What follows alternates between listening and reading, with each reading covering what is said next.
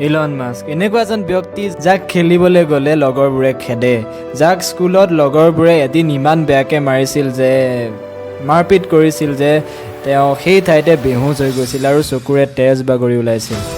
আৰু সেই Elon Musk আজি গোটেই পৃথিৱীৰ আটাইতকৈ ধনী ব্যক্তি। মানুহ হ'লে এনেকুৱা হ'ব লাগে। যদি আমাক কোনোবাই অপমান কৰে তেন্তে আমি গালি দি বা কাজিয়া কৰি তাৰ প্ৰতিশোধ লওঁ, কিন্তু জ্ঞানী মানুহসকলে কামৰ দ্বাৰা ছাকচেছৰ দ্বাৰা প্ৰতিশোধ কৰে। তেওঁলোকে হাতেৰে চৰ নামাৰে, তেওঁলোকে সফলতাৰ দ্বাৰা এক চৰ লগাই দিয়ে। এতিয়া আপুনিয়ে ভাবক, সেই ইলন মাস্কক যোনকেইটা ল'ৰাই বা মাৰিছিলে, ইলন মাস্কক যোনকেইটা ল'ৰাই পিটিছিলে, মাৰপিট কৰিছিলে, সেই ল'ৰাকেইটা আজি ক'ত আছে? ইলন মাস্কৰ ভৰিৰ সাধাৰণ ধূলিকণা এটা যোগ্য নহয় তেওঁলোক। ইলন মাস্কৰ ছেকেণ্ড বিজনেছ x.com ইবেত বিকাৰ পাছত, যিটো এতিয়া পে'পাল নামেৰে জনাজাত, $100 মিলিয়ন প্ৰায় 800 কোটি টকা লাভ কৰিছিল। আৰু সেই টকাখিনি তেওঁ বেলেগ বেলেগ কোম্পানী বনাবলৈ লগাই দিলে।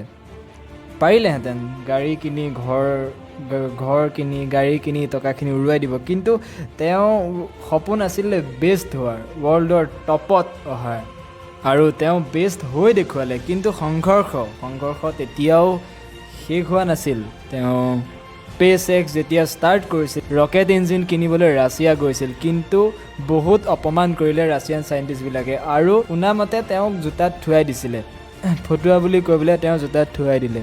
তাৰ পাছত কাৰো হেল্প নালাগে, নিজে বনাম বুলি ইলন মাস্ক ঘূৰি আহিল, কিন্তু ইটোৰ পাছত সিটো ৰকেট টেষ্টিং ফেইলেই হৈ আছিল। এফালে ইলন মাস্কৰ চব জমা ধন শেষ হৈ গৈ আছিল আৰু লোকৰ পৰা টকা খুজি ৰকেটত লগাইছিল। লোকৰ পৰা টকা খোজাটো কেনেকুৱা ফিল হয় সেইটো আমি সকলোৱে জানো। সেইবাবে ইলন মাস্কৰ হাতত ছাকচেছৰ বাদে একো ৰাস্তা নাছিল। তাৰ বাবে তেওঁ খোৱা সকলো বাদ দি কল সেই ফেক্টৰীতে কটাব ধৰিলে। ৰাতি গোটেই ৰকেট ছায়েন্সৰ কিতাপ পঢ়িব ধৰিলে।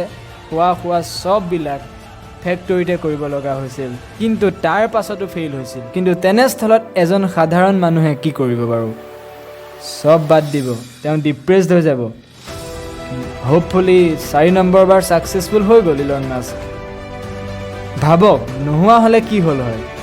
বেংকত ধাৰ, লগৰবিলাকত ধাৰ, নিজৰ ওচৰত টকা নাই, কি অৱস্থা হ'লহেঁতেন।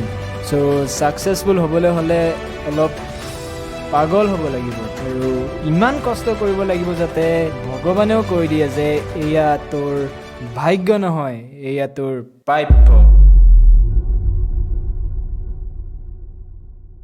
Yes, I think it's possible for ordinary people to choose to be extraordinary.